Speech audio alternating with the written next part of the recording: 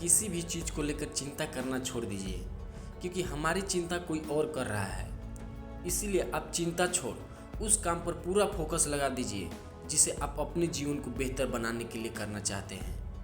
अगर यह सब करते हुए आपके साथ कुछ भी बुरा हो जाता है तो भी आपको बिना रुके अपनी मंजिल तय करनी होगी, आगे बढ़ना होगा, क्योंकि हमारे साथ जो कुछ भी बुरा या अच्छा होता है यह सब कुछ पहले से तय होता है। इसीलिए इस बारे में चिंता करके आप अपना समय बर्बाद करेंगे और कुछ नहीं। भलाई हमारी इसी में है कि हमें बिना परेशान हुए अपने बहुमूल्य काम को तय सीमा पर पूरा कर लेना चाहिए। भगवान हमारे बारे में सब कुछ पहले से तय करके रखा है, बस हमें चिंता छोड़ लगातार प्रयास करते रहना चाहिए। अंत में हमें जो मिलना है वो मिल जाएगा। इस कहानी के माध्यम से आप भगवान की मर्जी को समझें। दो लड़के एक आश्रम में काम करते थे।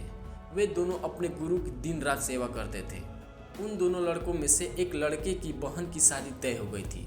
वो अपने बहन की शादी की तैयारी बहुत ही धूमधाम से करना चाहता था, पर उसके पास पैसे नहीं थे। उनकी स्थिति उनके गुरु बहुत अच्छे से जानते थे, पर वो भी उनकी मदद नहीं किए। सिवाय जब दोनों लड़के गांव जाने के लिए तैयार हुए तो गुरु ने उस लड़के को 5 अनार दिए जिसकी बहन की शादी थी। गांव जाते समय 5 अनार पाकर लड़का बहुत ही दुखी था।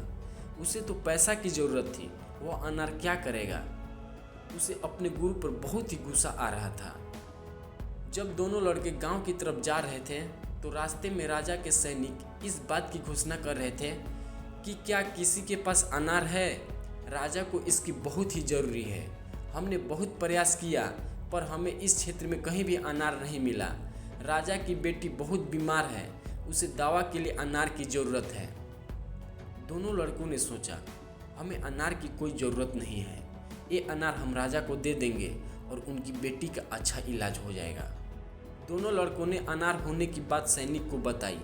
सैनिक उन दोनों लड़कों को लेकर राजमहल पहुँचे और लड़कों ने अनार राजा को सौंप दिया। राजा ने उन्हें इसके लिए बहुत सारा इनाम दिया, पैसा, जेवरत और भी बहुत कुछ। उस लड़के की बहन की शादी बहुत ही धूमधाम से हो गई। अब उस लड़के को इस बात पर बहुत अफसोस हो रहा था कि वह बिना सोचे समझे अपने गुरु को कोस रहा था और उन्हें भला बुरा कह रहा था। मुझे आशा है कि आपको यह कहानी बहुत अच्छे से समझ में आ गई होगी। हमें कभी भी चिंता नहीं करनी चाहिए, हमारी चिंता कोई और कर रहा है। जय हिंद।